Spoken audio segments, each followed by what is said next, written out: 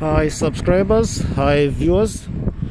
As you're aware that this weekend I've been doing a lot of shopping for the Amazon e-commerce store, and I explained my experience that I'd never done FBA before.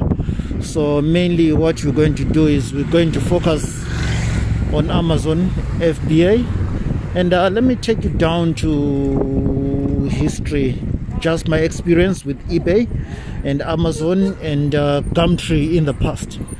So I'll explain that in a second, but I just wanted to tell you that yesterday in the evening, and I was negotiating with the suppliers because I discovered something that I hadn't done properly, and it's a good thing I managed to do it on time. What it was is I managed to talk to suppliers to package each product individually. To some of them already already offered the services, and it's a good thing that you're always in communication with your suppliers and you talking to them more often. So in so saying is I've had this experience of e-commerce in the past. Like I said, I was doing eBay.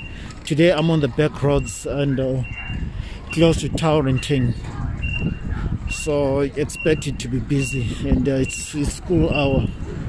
Anyway, I've had some experience with Amazon in the past. I've had experience with eBay, and I've had experience with Gumtree. All these e-commerce sites, what I will do is I will advertise products, sell them, and I will ship them myself.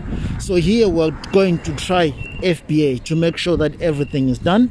I am in China at the moment, so what's happening is I'm ordering all those goods, doing the product inspection, the quality inspection.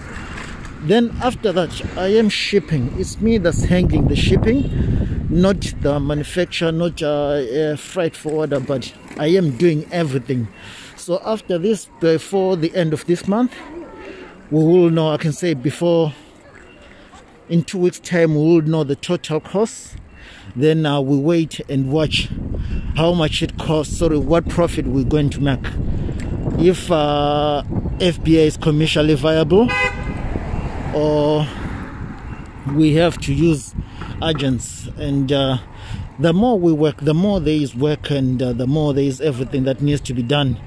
You're getting busy. So what I did is I ordered 7 different types of products for Amazon.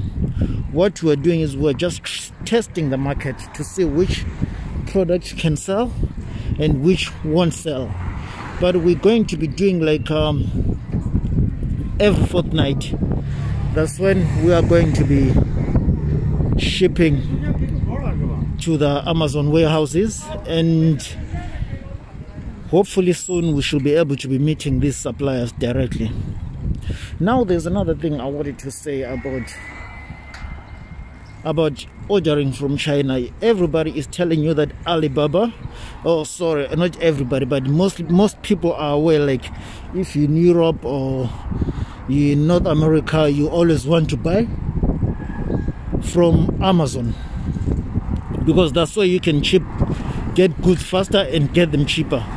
Although you can get the same stuff, same products from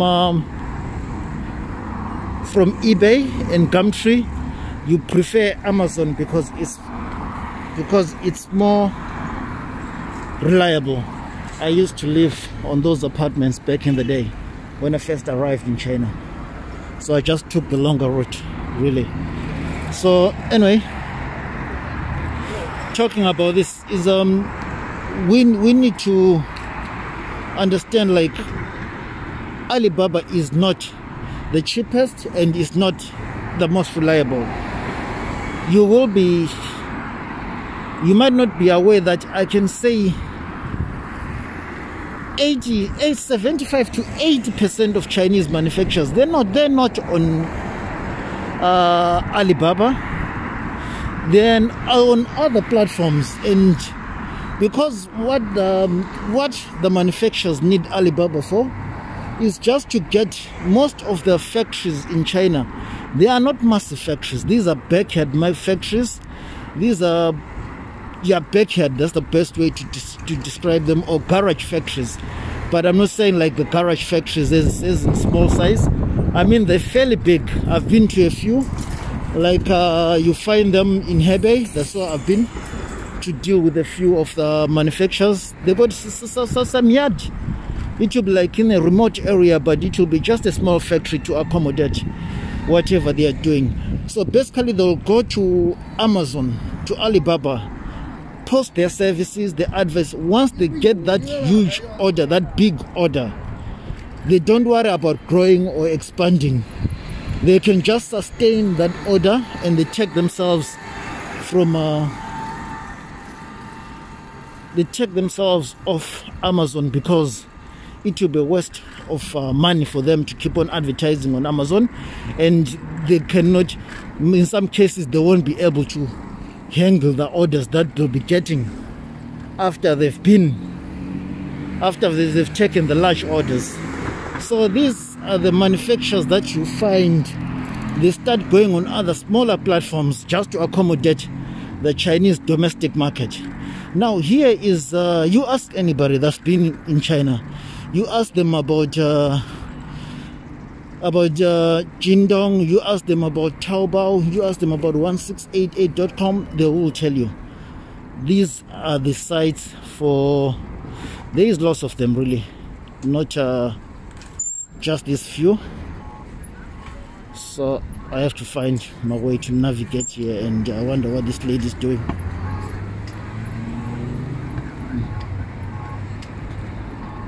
So footpath, sorry, bicycle lane. Okay, now I can cruise. So with this happening is they will post their products on domestic market. And what China has been doing recently is having to focus on their domestic market, not on the international market. And during the COVID, people might assume that China's businesses are going down and everything, but their domestic market has been buying those goods. That's what the manufacturers are doing, focusing on the domestic market. Only the upcoming who got into the industry late or into the business late, those are the manufacturers, I would say, they're really eager and they're really hungry to go on the international market. So you find these smaller factories who are really content with what they are doing, and they are content with their orders. You will be surprised how much cheap they are. You will be surprised, because what's happening with Alibaba, especially Alibaba, that's a site. There's another site. This Alibaba owns something like 4 sites that I'm aware of, e-commerce sites. And even what we call AliExpress, that's an international e-commerce site. Alibaba is an international e-commerce site, but they got other platforms for the Chinese domestic market, right? And the same product you will get on Alibaba will be far much cheaper. And because they know that, especially the manufacturers and the suppliers, they know that these are foreigners. They will be paying us in foreign currency. 1, 2, they can hike up the prices, and you're paying for extra services as well that you don't necessarily need to do that. So go to your Alibaba domestic market, search for your product, source it, do product testing, and ship it yourself. I've done the shipping business for a while. I've done the sourcing business for a while. The only thing that I'm yet to do that we're working on at the moment is Amazon FBA. So I really appreciate if you follow through, and if you got some experience on Amazon with Amazon FBA, to leave a comment. And I'm just going to be showing exactly how we are progressing, how we test the products, and in the near future, when I am able to travel to meet the manufacturers, I will do that. I'll put it on camera, but I've already done that in the past, so I still negotiate online, but that's not convincing enough. When you visit the factory, they will give you the best deals. That's how the Chinese always work.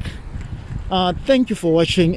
Please subscribe to the channel, leave a comment, and if you got experience with Amazon or e-commerce, you can just leave a comment. And if you want to any assistance, any help on ordering goods from China, ordering products or shipping products, you can ask those questions. I'm sure I'll be able to help because I've got experience in that field. The other thing that one has to consider, what you have to do, just click on the notification bell to make sure that you do not miss anything, any future videos, and subscribe to the channel. The most important thing is subscribing to the channel. Thank you. Have a good day, and I will update this the next video about Amazon FBA or e-commerce when I start receiving the goods, which should be really, I can say, in the next 2 days. That's when I'll start receiving the goods. So I'll keep you posted on the quality of the 7 different products that we have ordered for Amazon.